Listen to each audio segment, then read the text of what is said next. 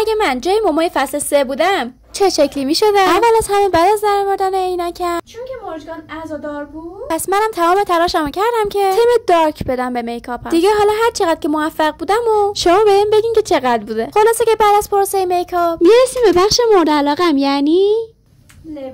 برای لباسم یه شومیز یقه دلبر برمی‌دارم، چون حسم میگه به وایب مژگان میاد. بین دامن و شلوارم انتخابم دامن دورپیلیه، چون که اصولا دامن نماد پول داره. برای اکسسوری هم انتخابم این گردنبند بود که از ملکه الیزابت دزدیده بودمش. خلاصه که بعد از زدن کمربند گوچی که اونم نمایندگیش برام فرستاده، نوبت به این ساعت میرسه که شما رو نمیدونم، اما به نظر من که به وایب مژگان میاد. دیگه نوبتی هم که باشه نوبت شاله که تکمیل کننده استایله.